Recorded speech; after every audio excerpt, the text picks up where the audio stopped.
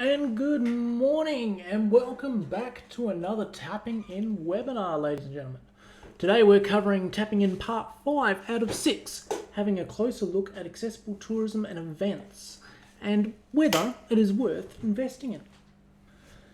So, let's dive straight back in. 30-Foot Drop would like to acknowledge the traditional owners of country throughout Australia and recognise the continuing connection to land, waters and communities. We pay our respects to them and their cultures, and to elders both past and present. Must always remember that under the tarmac and concrete, this land is, was and always will be traditional Aboriginal land. We would also like to acknowledge the Department of Communities and Disability Services for funding this and many other initiatives like it. Without their support, so many projects such as Two Wise Monkeys would never actually see the light of day, and as a society we'd be so much poorer for it. This workshop is part of the Realities and Advantages of Access and Inclusion grant awarded to 30-Foot Drop as part of the Information Linkages and Capacity Building grants of 2018 to 2019. Now, quick bit of housekeeping before we get into the information. So first up, unfortunately, we don't have the resources to actually monitor all of our live streams during the sessions. So, if you want to interact with us live, if you want to ask any questions, we really encourage you to head over to www.30footdrop.com.au/live. Okay, if you go there, there is a chat box along with another version of this live stream, and you'll be able to interact with us there live. Okay, so once again, really encourage you guys to do that. It'll make it so much more fun for everyone. Now, we're going to be covering a lot of information in a short period of time, so we recommend that attendees take actions to minimize distractions where possible. If you enjoyed what we do today and you have fun and you think this is really worthwhile, please follow us on social media, give us a rating, a review. All of these things, they really help us out. They help to get the word out there and they build this brand. Now, we'll also be recording these sessions as well and posting it on YouTube and Vimeo. So if you want to go back and review it, it's going to be there. If you don't have time to watch the entire thing today, head on back and do it there. We've got them all coded in there by dates and times. Okay, so that is your best bet. The 30-Foot Drop YouTube channel or Vimeo channel. Okay.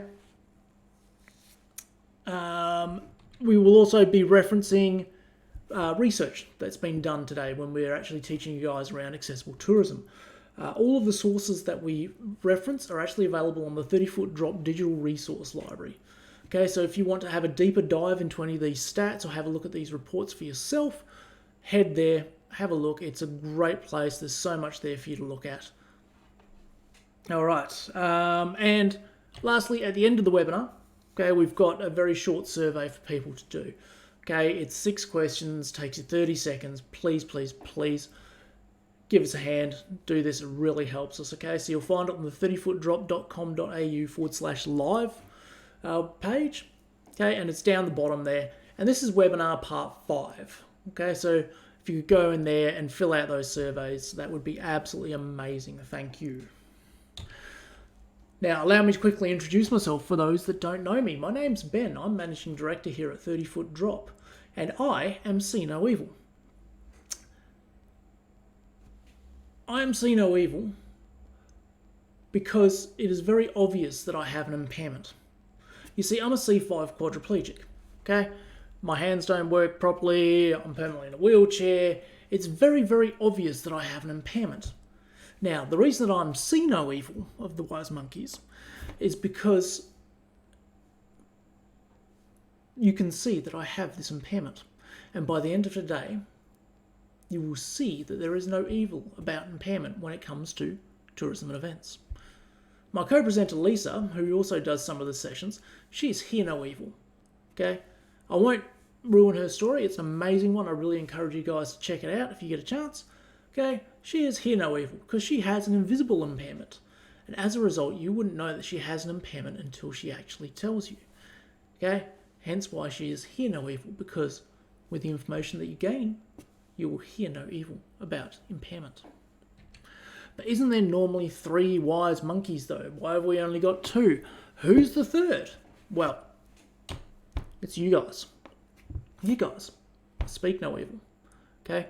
Hopefully by the end of today you will speak no evil about impairment in relation to accessible tourism and events.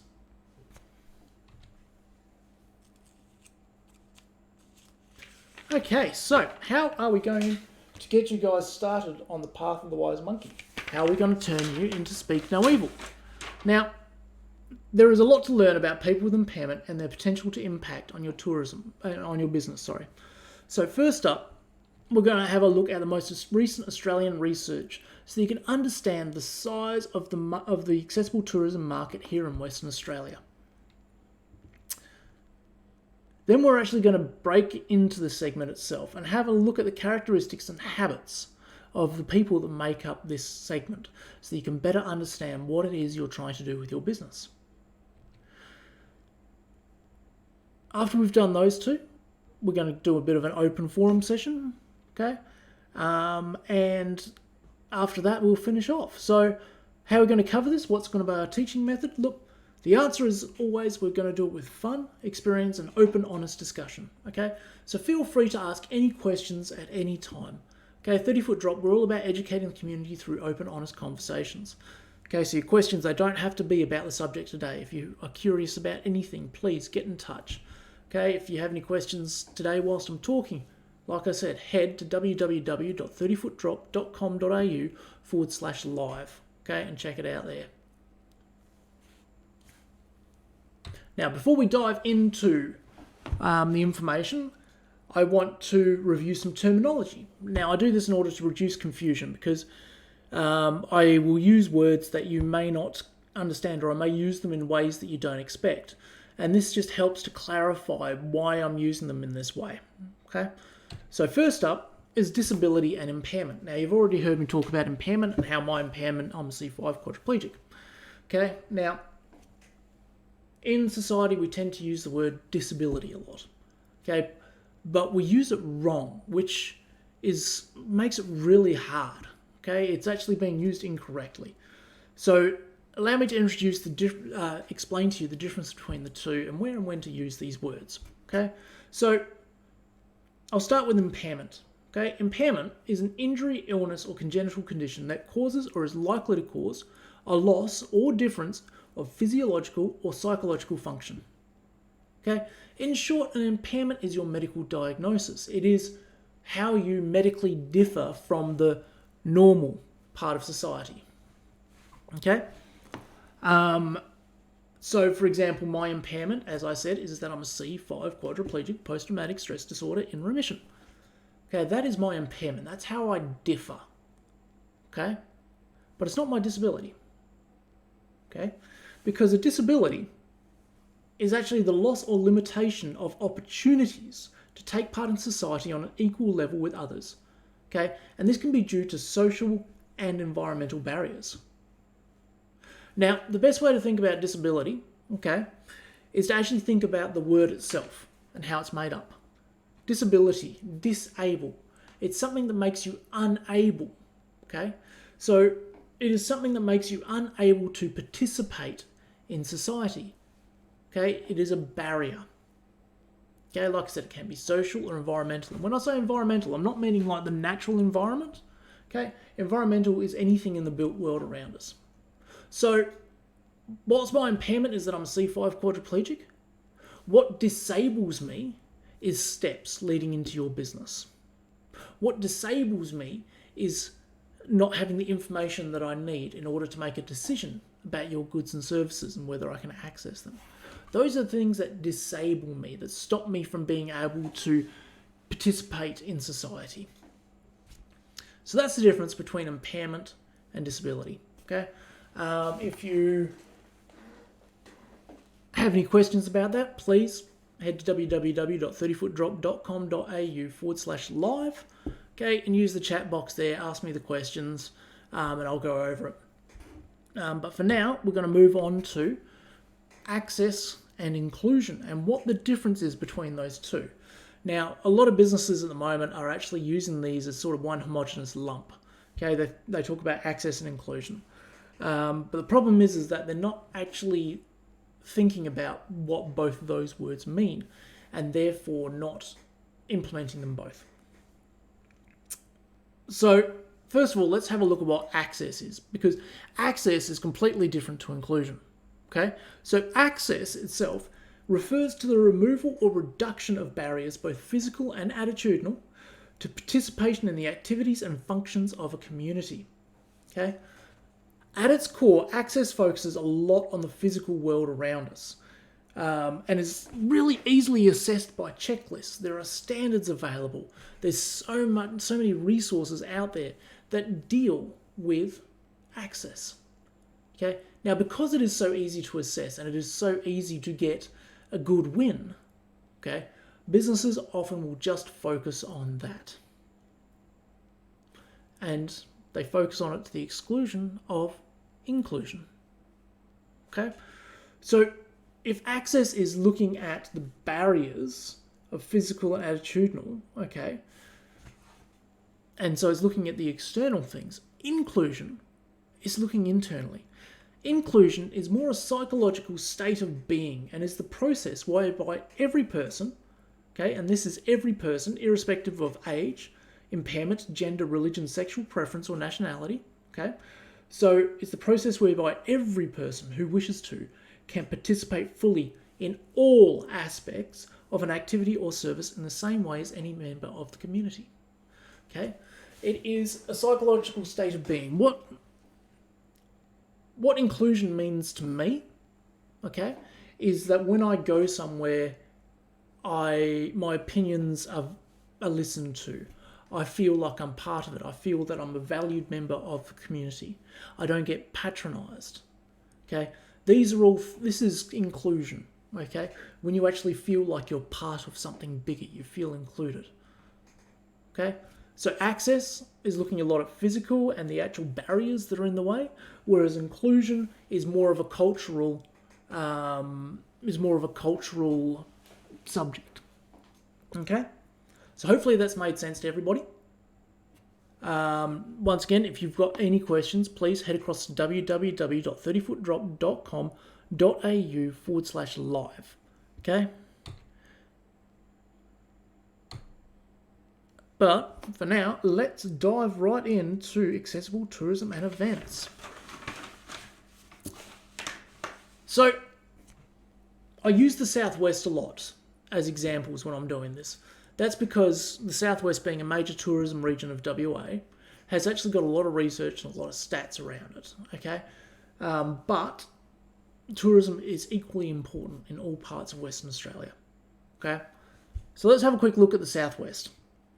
So these following stats have been taken from the Southwest 2017 Visitor Fact Sheet and Economic Contribution of Tourism to West Australia's tourism regions. Okay, and this was brought out by Tourism WA. Both of these documents are actually found in our resource library at 30 Foot Drop there. Okay, so here's the first little stat for you, okay? During the 3 years, from 2014 to 2016, our region had an average of 2.49 million overnight visitors per year. 2.49 million per year. This is overnight visitors only, okay? This is not including your day trippers. Okay, these are people who are coming down here overnight. Okay? Those 2.49 million, they're actually staying on average 3.6 nights each. Every single person who came down here for at least one night, or came down here for overnight trips, stayed on average 3.6 nights. Okay, that's pretty amazing. Now, that's a lot of people. And as a result, the direct and indirect contribution to the Southwest region in 2016 to 2017 was 14%. Okay, 14% of the Southwest economy is generated by tourism. Okay, it's huge. And what's even bigger and even more amazing is that tourism accounts for almost 1 in 5 people employed in this region. Okay, so it is a massive number when you actually stop and think about it. All right? Southwest, we've got all sorts of resources happening. We've got farming, we've got, the viviculture, all of these things, they are a massive part of what we have, and especially the resources. I mean, we're including Collie, we're including Boddington. We've got some really big projects happening down here, and yet tourism still accounts for 14% of the economy and 1 in 5 people employed. Okay? So it's quite a big driver in the economy down here. So if that's how big the economy is for tourism, okay, then how big is the accessible tourism market?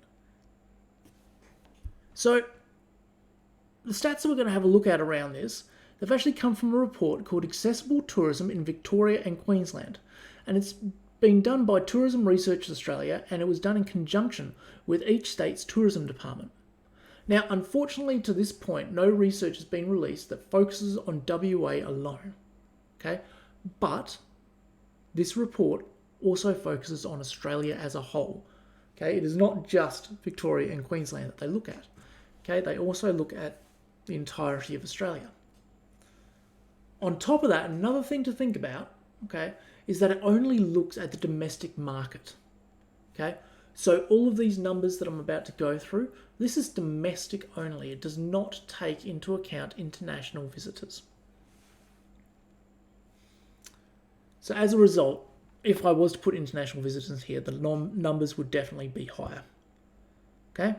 Now, due to the similarity between the Southwest tourism market and those of New South Wales and Queensland, I've actually extrapolated the findings. Okay? And this is what I've found doing that. Okay?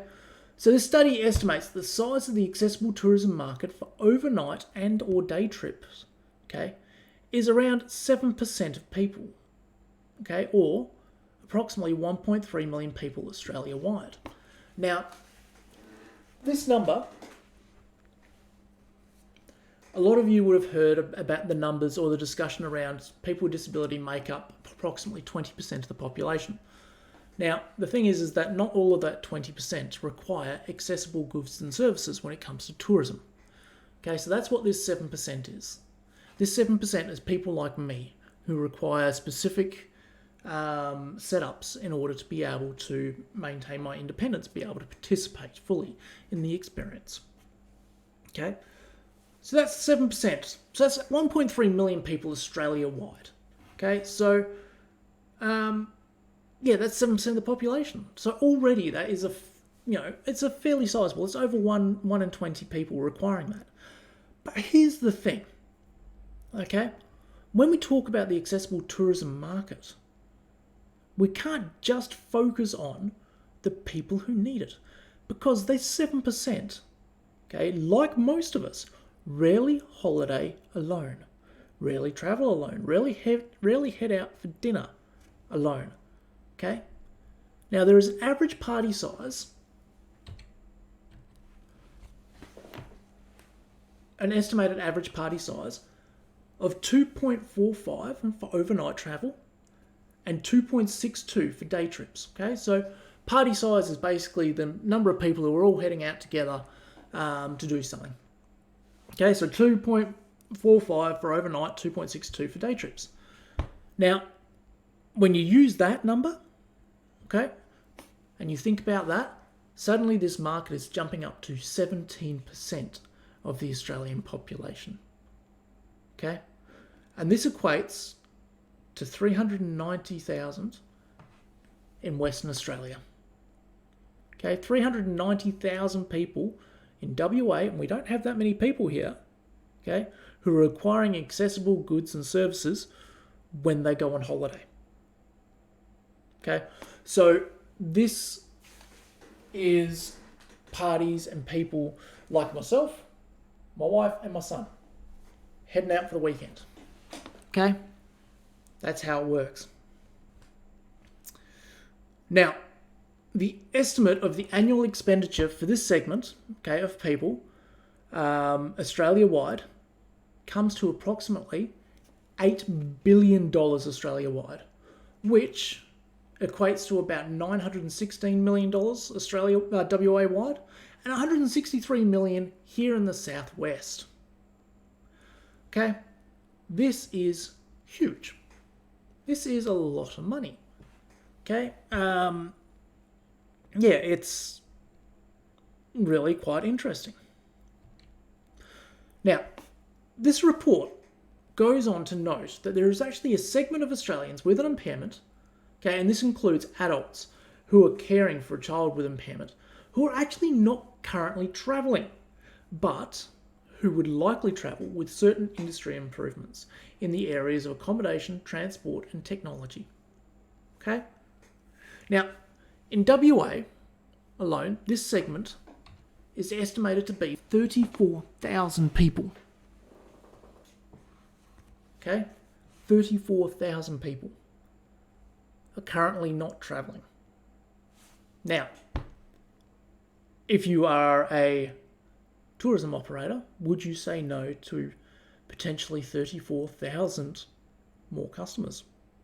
No, I know I wouldn't. Okay, now, 34,000 people? Okay, that means that there is a potential $225 million growth in this market in West Australia alone. Okay, so that will take this market segment's value, okay, from $916 million WA wide up to just over $1 billion. Okay, $1.1 billion WA wide alone for the accessible tourism market. That's some big numbers. Okay?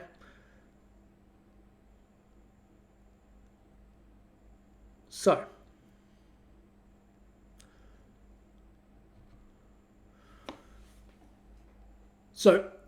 as you could probably see, there is definitely a market that is there. Okay? It's currently got massive growth potential. And what these numbers don't take into account on top of that is, of course, the introduction of the NDIS. Okay? The NDIS is actually having the result that people who are on it, their disposable income is slowly increasing as the NDIS is taking the pressure off. More disposable income means more money to be able to be spent on tourism. Okay? Yeah, so that's the market. That's the size that we're looking at. Okay? Potentially amazing numbers here. Now, if you have any questions, once again, I really encourage you to head over to www.30footdrop.com.au/live to ask me. Okay? And I will answer them live. So we understand there's a market there. Now, let's have a look at the market itself and try and understand who it is that we're actually trying to tap into. Okay? Because the thing is that it's all good to know that there's a market there, but how is it that you can attract them? You need to better understand them to see how we can serve them. Okay? So, I've got a few points around this. The first point, okay, to bear in mind as a business owner is that although people with impairment generally have lower incomes than average, okay, they should never be considered as low income. This is because more than 1/4 of those who identify as having impairments are actually in the top 2 income categories. Okay, so this is a disposable income above $900 a week. Okay, so over 1 in 4 are in the top 2 income brackets, so you should never consider them as low income.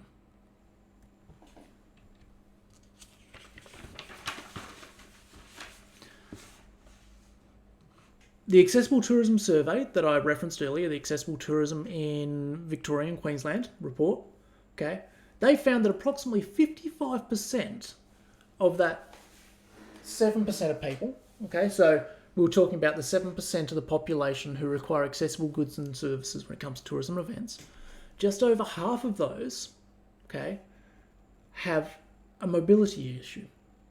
Okay, this includes people who use mobility devices and those that have difficulty moving more than a short distance.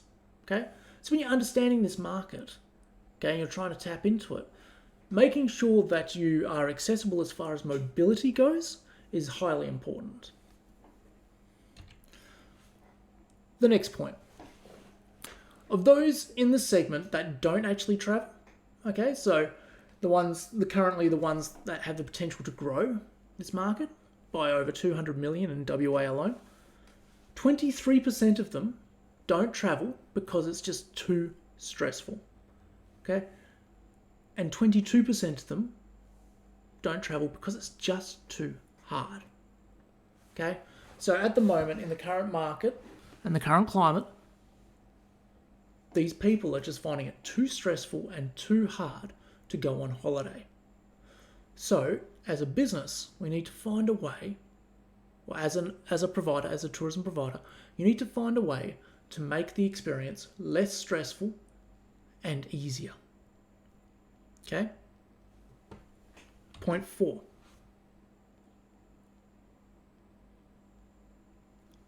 Like most Australians, the travel by people in this segment is mostly for leisure. Okay?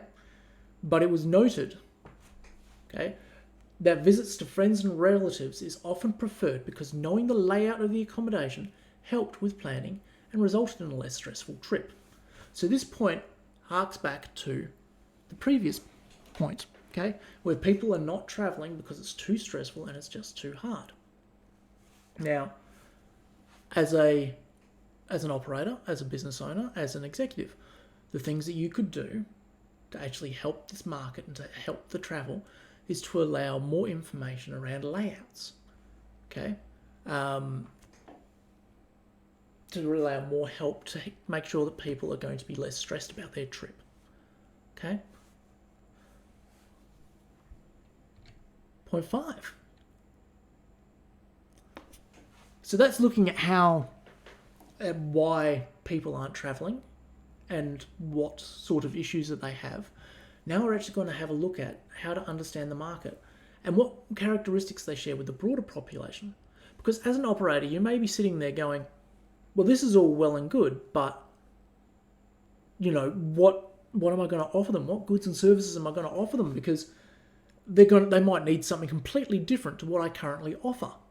And I don't have the money to invest in creating a new product. So let's have a look at the ways that this market segment what characteristics they share with the broader population. Okay. So first up, okay, the tools used in decision making are the same as the wider population, with internet search coming in first and word of mouth second. Okay. Now,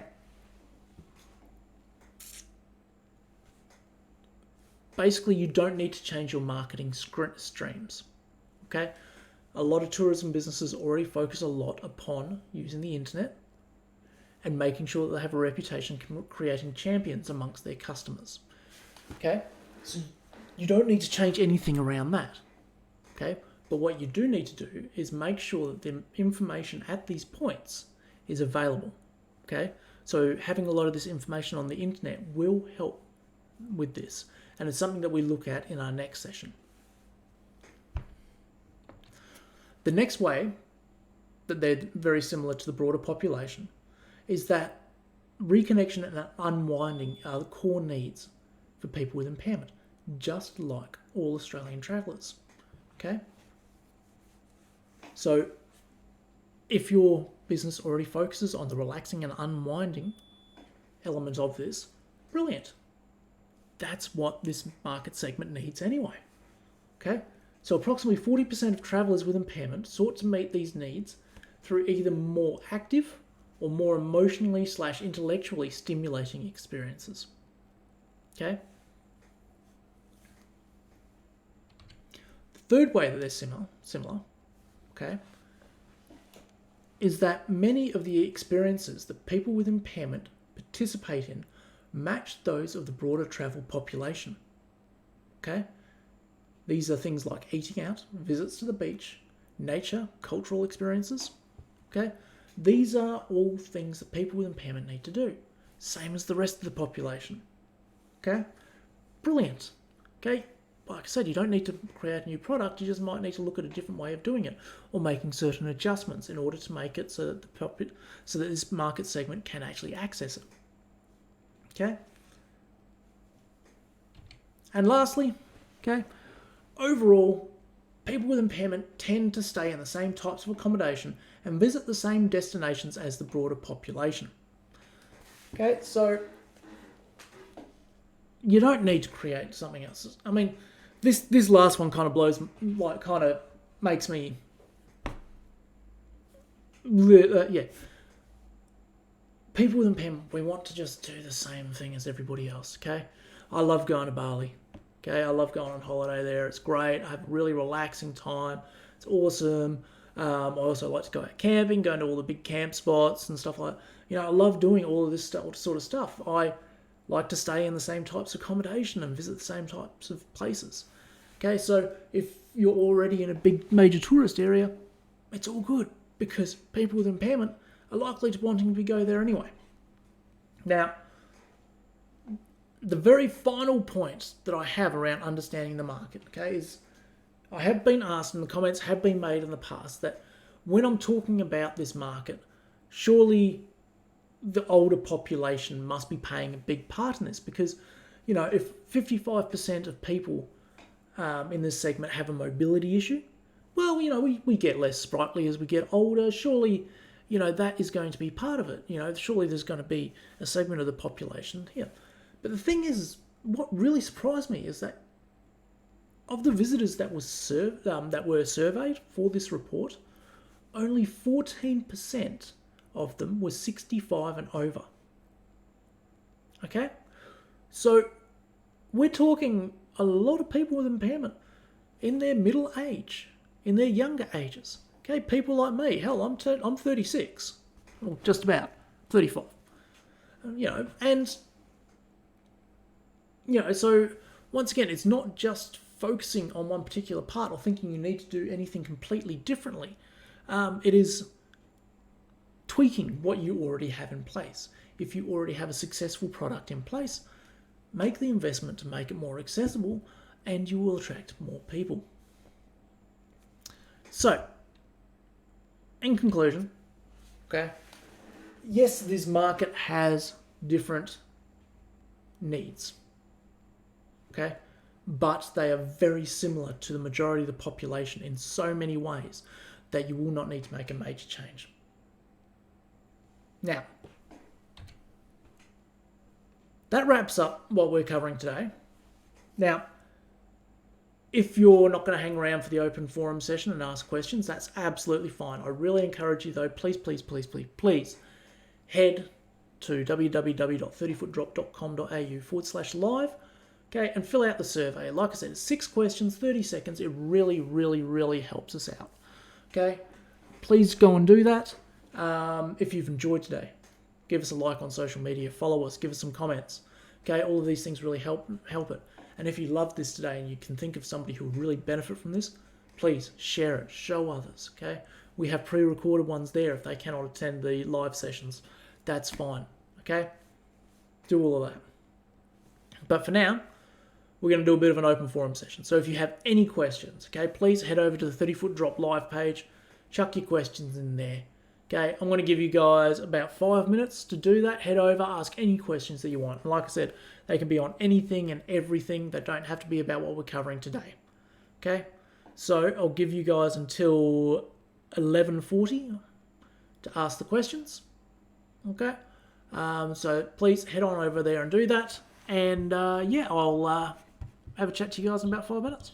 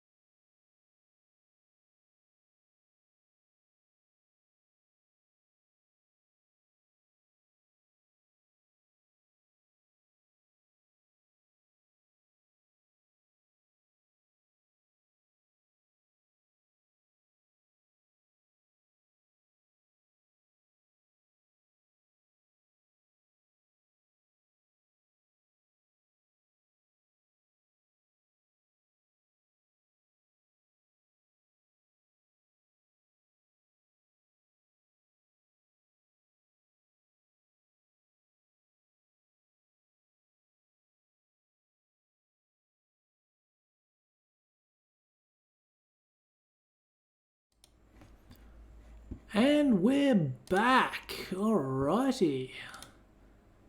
Well, it would appear that we have no questions here today, which is absolutely fine. Look, thank you very much, everybody, for being part of this today. And as I said, please take the time to fill out the survey. That would be amazing. And yeah, I will hopefully see you again for another webinar soon. Look after yourselves, look after each other, and I'll see you next time.